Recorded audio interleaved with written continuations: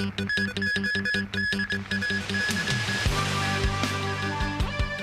U.S. issues critical advisory on Hong Kong, but Chief Secretary Eric Chan rejects the claims.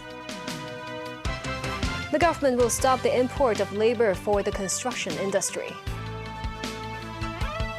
And a U.S.-Turkish woman is shot dead by Israel.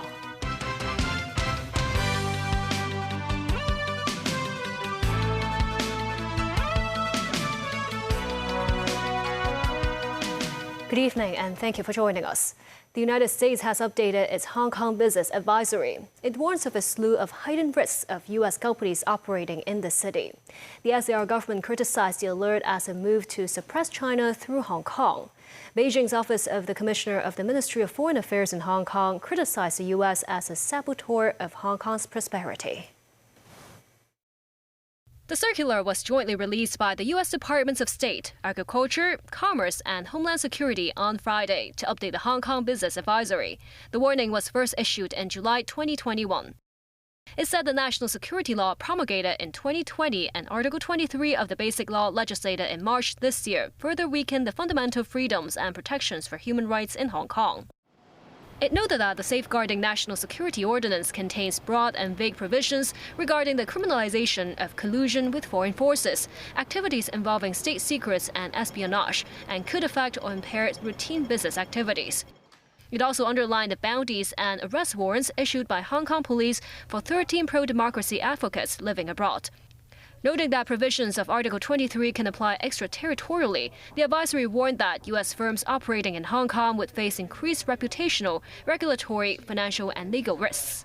The update also stated that Russia is increasingly using Hong Kong to evade sanctions. Responding to the alert, Chief Secretary for Administration Eric Chan slammed the U.S. move as a form of intimidation. Chan said the U.S. government is working to suppress China's national development through Hong Kong. He said the U.S. wishes to scare away businessmen who intend to invest in Hong Kong, and Hong Kong will not allow such plots to succeed. Chan said America's national security laws are far stricter than Hong Kong's. Expressing strong opposition to the advisory, Beijing's office of the Commissioner of the Ministry of Foreign Affairs in Hong Kong said the national security law provides strong protection to Hong Kong's business environment and that the U.S. is a saboteur of Hong Kong's prosperity. It underscored the number of non-local companies registered in Hong Kong has reached a record high, which reflects the confidence of international investors in Hong Kong. Hong Kong will suspend the import scheme of construction workers, which was introduced in July last year. This comes after concerns arise over the possible exploitation of migrant laborers. Secretary for Labor and Welfare Chris Sun said authorities decided to cancel the latest round of applications to the import scheme after careful consideration. The Development Bureau will study whether there is an actual need to import non-local workers. The Hong Kong Construction Industry Employees General Union said the number of construction projects have reduced in numbers recently, so the import of foreign workers would affect the job opportunities of locals. The group also received complaints from more than 100 migrant workers over possible exploitation by management companies. The firms allegedly charge extra training and transport fees, and if they refuse to pay, they will be fired. The Labor and Welfare Bureau expressed its concern over the temporary closure of popular gym chain Physical. The Labor Department has so far received 110 requests for help from Physical employees. The Mo Sang-ai reports. The 38-year-old local gym chain Physical stopped operating on Friday. In a statement, the gym chain said the closure is temporary and the business needed to be restructured. About 110 Physical employees have since approached the Labor Department, hoping to recover their unpaid salary from August. Speaking to the media today, Under Secretary for Labor and Welfare Ho Kai-ming said they hope to assist affected employees. Ho said authorities will conduct negotiations or assist employees in recovering overdue salaries. This man, who is a member of Physical, said he expected the chain to shut down. The gym was in a bad condition, he said. While there are still 3 years left on his membership, the man said he harbors little hope of getting his money back. Lawyers said the chain gym may have breached the Trade Descriptions Ordinance. He said newly joined members may be able to retrieve their money if Physical was aware of the impending closure, even when they were still accepting payments. These people can go to the authority and make a complaint and say if the custom start a case against the company, for breaching the Trade Description Ordinance Section 13I, then the court will likely to order a fine or imprisonment for the service provider plus a compensation order. These only limit to the recent purchase of the service. That's the route for the criminal side. If the chain gym winds up, IMSEC customers are unlikely to have their money returned. Liquidators will come into play, and the first thing to dip in would be the liquidators' fees. Also, those secure creditors. Then is the employers. Employers have to pay the employees. And lastly would be all those unsecured creditors, i.e. all the end customers. Usually the assets remain will be unable to pay all those unsecured creditors. By Saturday, the Consumer Council had received 171 complaint cases involving more than $6.3 million. News 9, TVB News. Secretary for Housing Winnie Ho today said authorities will keep reviewing the design concepts in the recently launched Wellbeing Guide. The guide was announced by the government as a measure to improve the living environment for public housing residents. The Wellbeing Guide covers 8 design concepts. They encompass green living and sustainability, intergenerational and inclusive living, and upward mobility. Authorities said the design concepts include social chairs and colorful walls in communal areas. In response to residents who wish to live in a larger space, Ho said future subsidized flats will not be smaller than 26 square meters.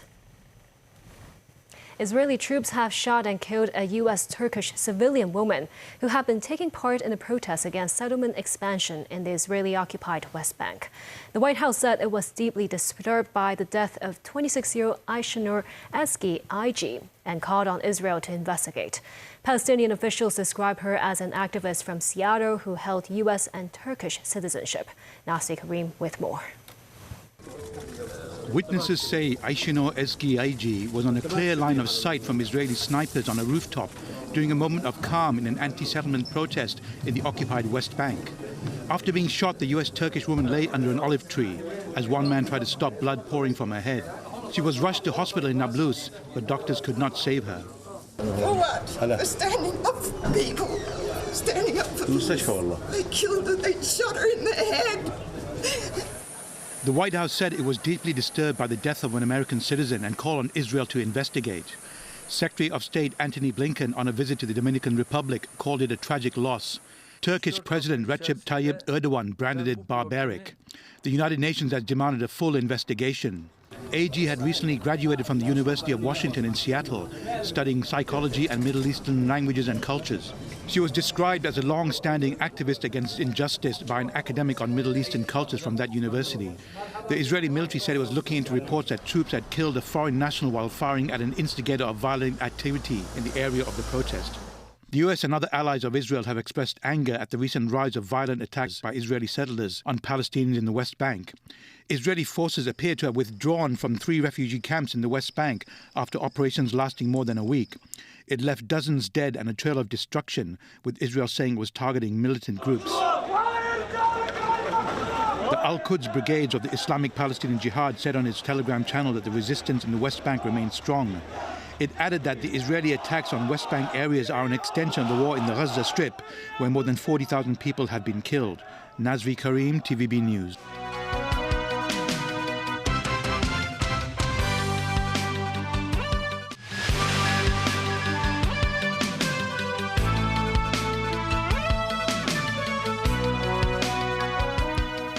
Welcome back. After leaving Hong Kong largely unscathed, Super Typhoon Yagi left a trail of destruction in Hainan Island, killing at least 3 people. Nasi Karim with more. Palm trees bend violently to winds exceeding 230 kilometers an hour in Wangchang City on Hainan Island. Families taking shelter in Haikou City, also on Hainan. This motorbike stood no chance against the powerful winds.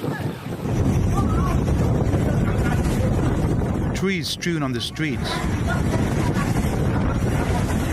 And authorities working overtime to provide supplies to those affected. Ukrainian President Volodymyr Zelensky met Italian Prime Minister Giorgia Meloni for bilateral talks today in Lake Como, Chernobyl. The meeting was on the sidelines of the Ambrosetti Economic Forum, which brings together various heads of state to discuss challenges to global economies. A statement from Maloney's office said the two leaders discussed the latest developments in the war with Russia, with Italy holding the Group of Seven presidency. Maloney reiterated the support for Ukraine and Italy's quest for a just and lasting peace. The meeting took place as Russia said it had taken 6 more cities in the Donetsk region, while Ukraine claims to have inflicted significant damage on Russian troops and equipment. Thailand is one of the top holiday destinations for Hong Kong people. The country's second largest city, Chiang Mai, has also become a popular retirement destination for Hong Kong people in recent years, thanks to its lower cost of living and slower pace of life. Take a listen.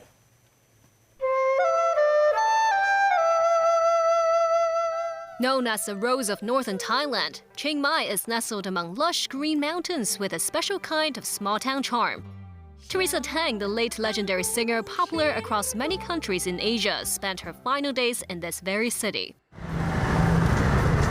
In recent years, Chiang Mai's slow pace of life has drawn many Hong Kong people to retire here. They include Tanny, who moved to Chiang Mai 4 years ago.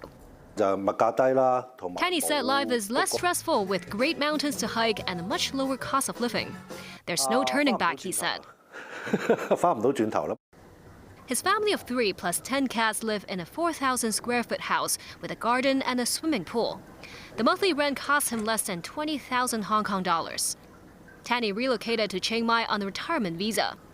Applicants of the retirement visa must be at least 50 years old and pay a deposit of 800,000 baht, or about 180,000 Hong Kong dollars. The visa is valid for 1 year and the renewal fee is priced at 400 Hong Kong dollars. Another option, the elite visa. It can secure a longer-term residency of 5 to 20 years in Thailand, with a deposit fee at about 210,000 Hong Kong dollars.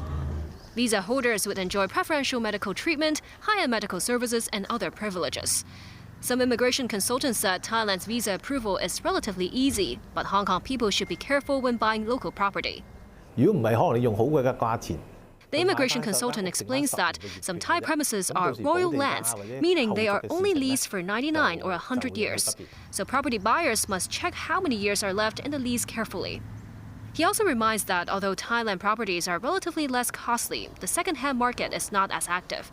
So new immigrants are advised to first observe the scene before making the decision to buy any property. And that's the news. Thank you for watching and have a great weekend.